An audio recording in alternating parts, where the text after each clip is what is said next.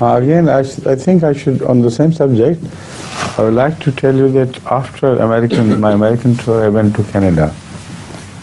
And there is a completely different atmosphere than that of America.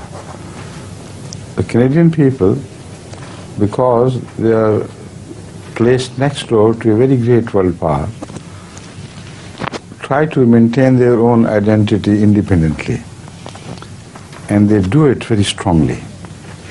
They are far more courteous, far more humble, and amenable to advices than Americans. Even the best among the Americans could be declared, could be assessed. I think the Americans are far too much occupied with their sense of superiority, and they need not to listen to advices from outside. The Canadians are open-minded. They're free. They want to retain this entity of openness, and they're taking every possible measure, legal or otherwise, to encourage openness of the society to every member, every entity, every group of the society. That is why they are extremely cautious in even making legislative changes which would embrace all the ethnic groups equally and make them equal partners of the society. Italians, more than the English, I should say, Norwegians and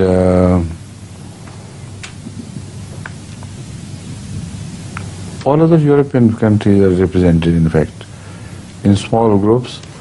Canada offers a society in which all the ethnic groups join hands, particularly the Western ethnic groups, join hands to make one single bouquet of flowers, which have the equal right to be in that vase. None of them seems to be an outsider, an alien. As a whole, all this collection of flowers make one bouquet placed in one vase. This is the impression which I think every visitor receives from the attitudes, political attitudes of the Canadians. But at the same time, there is a national divide between the English-speaking and the French-speaking. The French-speaking, who happen to be on the east of Canada, starting from Quebec, that's right, Quebec onwards, they always take pride in their language, and they think their nationality within Canadian nationality is separately carved. So other entities or smaller nationalities which I spoke of, French, not the French, but German, Spanish, Italian, Norwegian, and Scottish, English, and many other small groups. Greek, yes, very much so.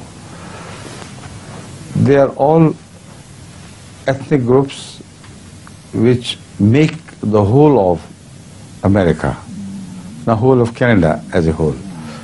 So they are a very important factor in bridging the differences between the English-speaking and the French-speaking.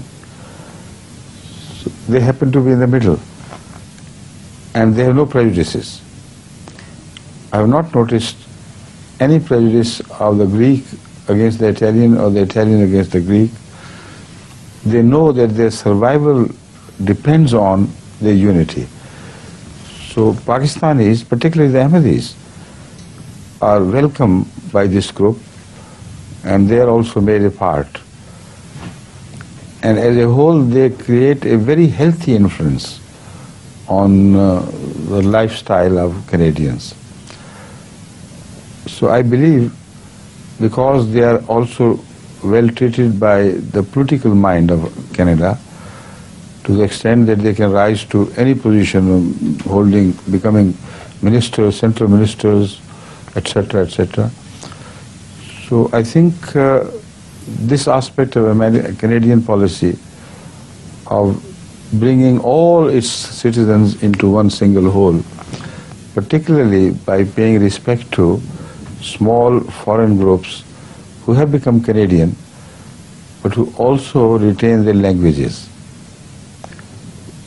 They must continue to serve the cause of uniting factor between the English and the French. This policy, I think, is already working, and it's a very healthy policy which they must continue. So because of this, maybe, they're open to advice. They listen to anybody and everybody, and they make their own decisions. They don't think that for them it is essential to follow America. In world relationship, they have independent policies. In their economy, they have independent policy. So I believe Canada is going to become greater with the passage of time, because during the last some decades, the industrial and scientific and technical growth has gone by leaps and bounds. And what I noticed in Canada today was a great advancement in science and technology and the economic system, etc. So I personally have a great hope of Canada, inshallah. So if America does not listen to common sense and reason, I'm afraid America would suffer. It will suffer internally as well as by some world events which are bound to be created as a reaction to this attitude. So I do hope Americans will take advice, and I do hope that the Canadians will continue on the same line of healthy human development, which be of great beneficence to other smaller countries as well. Thank you. No, I think Arabs also must be mentioned, because they make a very important minority of Canada. They spread all over, in both the French-speaking and the English-speaking regions. And many of the Arabs speak French, naturally, because it's spoken in their countries. Many of the Arabs speak English, which they learn in America and in Canada, and they speak well. So the Arabs are also given almost equal share, but for that reservation which the Western people have against Islam. I've noticed that they are not treated as equally as, for instance, the Italians and Greeks are. For one thing, their number is much smaller than that of the Greeks and the Italians. For another thing is the presence of some extremists among them, which is very detrimental for the cause of the Arab nationals of Canada. So I think this must be attended to. Somehow, this tendency of extremism and recourse to weapons, etc., in the name of holy war, must be completely wiped out, or the Muslims will not get their share of equality among a people where equality becomes the rule of the day, where equality is practiced really almost entirely, like in Canada it is. So the only hindrance is because of their own past traditions or past allegations against them. So I don't believe there are some small, strongly orthodox fundamentalists in Canada, but some are reported. And it is these small elements of orthodoxy and recourse to coercion and weapons which is creating problems for the Arabs in general in Canada. Among the Indians, there are two separate groups of India treated on their own as if they belong to different nationality. The first group is that of Hindus. They come from India, from all over, and they make one Indian entity. And the others were Sikhs from the Punjab. Although all of them do not claim Khalistan or one country for Sikhs in India, particularly in the Punjab, but they're not dominant. Many Sikhs, there are some of course who do that, but many Sikhs do not care. But because of some Sikhs' strong attitude of demanding a different independent state within India, they are treated separately from the Hindus. Hindus are one type of Indians and the Sikhs are the other types of Indians. But I must say that much for Sikhs, that they are very industrious people.